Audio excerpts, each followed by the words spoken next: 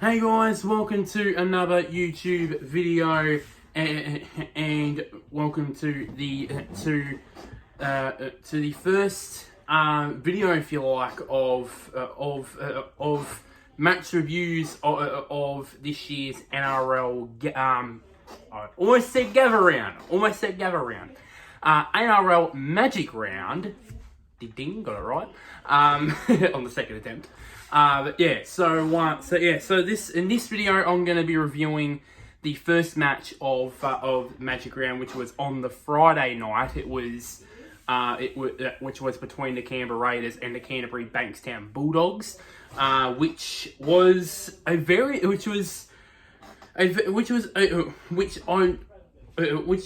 I knew that this sort of result and outcome would happen, but during the match it was a bit. It was pretty much momentum changes and that sort of stuff. So I bring my laptop in here. And we didn't take long for things to get started here. So of course, the Bulldogs kicked off, and all that. And appropriately, first touch of the ball from the Bulldogs from Connor Tracy, high ball on the last tackle. Lo and behold, it pops out of his hands and it goes straight into the arms of the chasing Xavier Savage, who picks it up and then scores the try. Which was not a good start. Let's put it that way. For the Bulldogs, it wasn't a good start there. Of course, Jordan Rapana did score the conversion to make it 6-0. And then obviously and then sort of, and then afterwards, it was sort of, there were some errors here. There were errors everywhere. I mean, there were some errors from Vili Kikau, Xavier Savage made an error. Even the Fox, Josh Adukar, had an error as well. And speaking of errors, another error absolutely cost Canterbury in this case. It was basically, I think Jacob Kiraz. I'm trying to work out what happened here. I'm actually going to watch the footage here to see, because what happened was, I think it was. I think the ball. Yeah, the ball had popped out. The ball had popped out of. The ball had, of course, it was off the scrum. It was off a tackle, and then it just basically popped out of Jacob Kiraz's hands, and it went straight to the arms of Seb Chris, who would go on to score the second try, which Rapana did convert truly, and then we have obviously in half an hour gone, of course the Bulldogs got a try back and a conversion back through Jacob Preston, and then Matt Burton converted to make it back to cut the lead in half. But then the big change happened. So about with 5 minutes left to go in the half, Jordan Rapana had a professional foul, which was, I think, which of course he can't do that. So of course did that. So it was sent to the bin for 10 minutes, which was the remainder of the first half.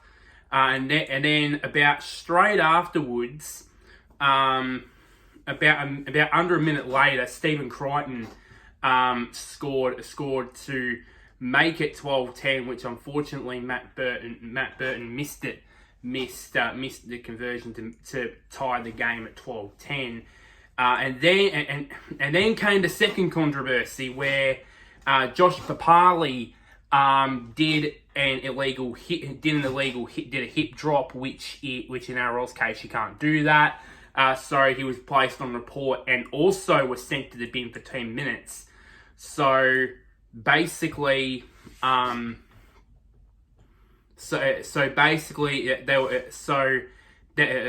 left Canterbury down to 2 men, down to 11 aside for pretty much the rest of the half, and also for a little bit of the second half. And then straight afterwards, with about seconds left in the first half, Matt Burton managed to score on the stroke of half time, but unfortunately he missed the conversion of his own try, and that's how it ended. It ended 14-12 at half time for the Bulldogs after they conceded the first 2 tries off of errors. So you could definitely tell by the way that this was very momentum changing every now and again. So yeah, and then every now and again, anyways. So then, and then about minutes into the second half, Jacob Kiraz scored to make it 18 points to 12, which was converted by Matt Burton to make it 20-12. So basically, they had scored 20 consecutive points, and I was like, "What the hell's going on here? What the hell's going on?" 20 points to it's gone from 12 points to nil at the half hour mark, and then within in 12 minutes of playing time, suddenly they've scored 20 points, and suddenly they were now up by 8 points. So yeah, and then soon afterwards, Rapana came back on the field from being in the bin for 10, and then soon afterwards, Papali came on as well, so that evened things up again. And then Hudson Young. And then out of the blue, pretty much really to be honest, Canberra started getting more, but in terms of more of the ball, but in terms of scoreboard wise, he scored to pretty much against the run of play on the scoreboard wise in the 51st minute, which was converted by Jordan Rapana to make it the margin back to 18, and then a lot of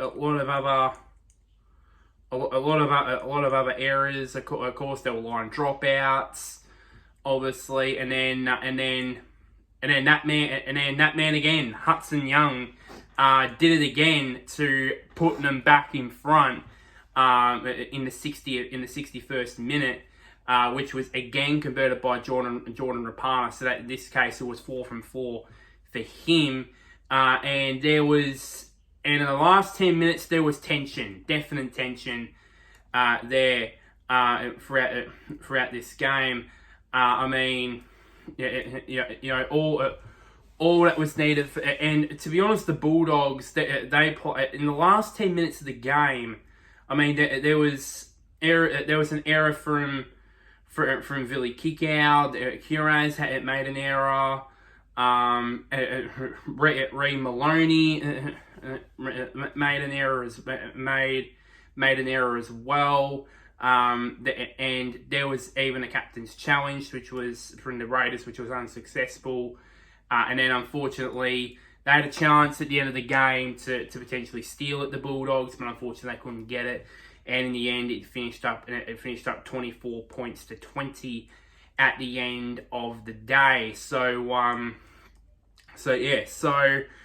So as I said, 24-20 victories in the end for Canterbury for Canberra. Over Canterbury. 4 tries apiece in this game. Of course, Hudson Young with two tries, and Xavier Savage and Seb Chris with 1 try apiece.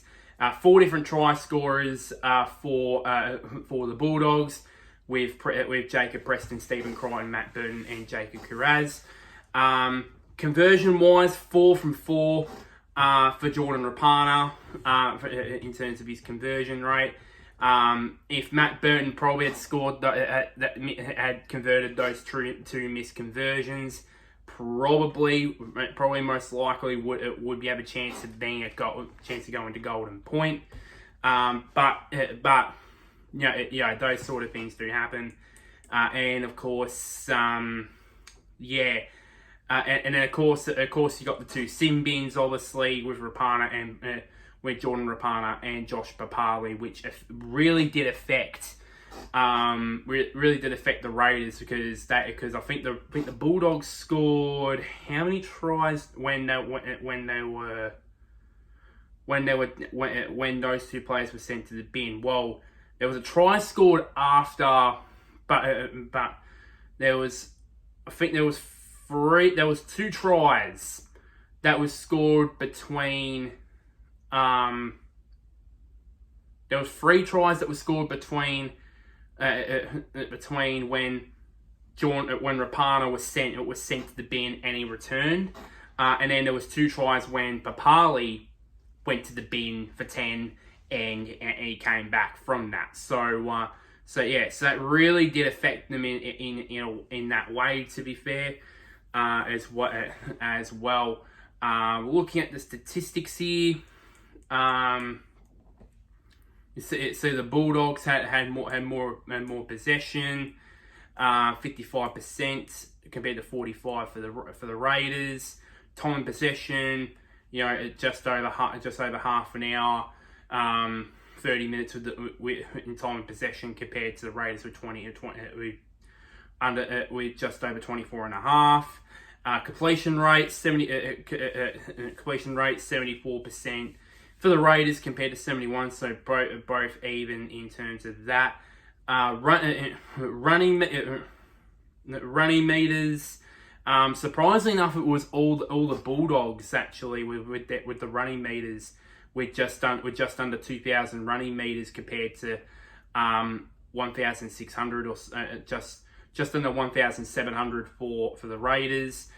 Post contact meters, just pretty much even. In a way, line breaks even, tackle breaks even, average set distance slightly towards the Bulldogs, and then average play the ball speed just slightly faster for the Bulldogs compared to the Raiders. Again, even in terms of offloads, and passes. The Bulldogs had over 100 more total passes than the Raiders, and then again, even in terms of dummy passes as well, But if I go to and then this is where but this is where probably so basically the Bulldogs even amount of errors. I think most of them occurred during the back half of the game. That's what ultimately cost them the win in the end.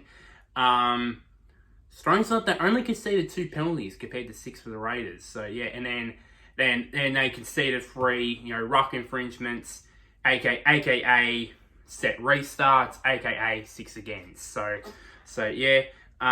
Inside, and of course they had 2. Of course, the Raiders, of course, as I said so many times, I can say it again, had 2 players in the bin. So judging by the statistics, it seemed like the Bulldogs dominated all. Pretty much, it was either the Bulldogs had dominated in the statistics, or it was just even. I don't think there was any statistic I see here that's like, the Raiders dominated in this statistic, or dominated this, dominated that, dominated this. But it was just either the Bulldogs won in the statistics, or was pretty much tight, or going either way. But to be fair, the game's not won in terms of team statistics. It's won on the scoreboard. And at the end of the day, the Raiders held firm to win that one, as I said, by 24 points to 12, in front of I think it was in front of 50 odd thousand. In front of just under 51,000 at Suncorp Stadium to begin Magic Round.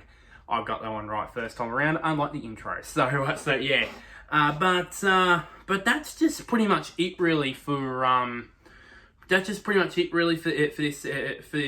episode. I will be doing the other Friday night game, which was Manly against Brizzy, which was also a thriller as well. Spoiler alert for that one.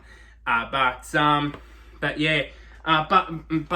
the last thing I want to say about this game was, all I could say is that Canterbury really shot themselves in the foot, in terms of their, as I said before, their errors in the last 10 minutes of the game. I mean, they had their chances, they had their opportunities to either, steal the win away from Canberra, or take the game to golden point, and they didn't take them. And those two missed conversions from Matt Burton as well, that would cost them in the end as well, in terms of that game there as well. But they're building, I believe, the Bulldogs. I believe they're building this season quite well, and of course Canberra are definitely going to be up there in terms of finals contenders, and I'm going to be made to eat my words, because if you guys remember back to my ladder prediction, I predicted the Raiders to finish on the bottom, and they're in the top 8. So I'm always going to be prepared to eat my words, but there's still another half of the season to go, so you never know with that. So it's a bit 50-50. Am I going to eat my words on the Raiders just yet or not? Who knows? But anyways, so I said that's pretty much it for this video. So like this video, share this to anybody who is a Canberra Raiders fan, or just a general NRL fan. Comment down below. If you watched this game, what were your thoughts on the game? If you as I said, if you did watch it in full, did you was there all your thoughts on the game? Just general thoughts in that. Leave it in the comments down below. And one last thing, somewhere down here somewhere. Click on the big red button, just labeled subscribe. It really does help me out quite a bit. But until next time, guys, I'll see you all later.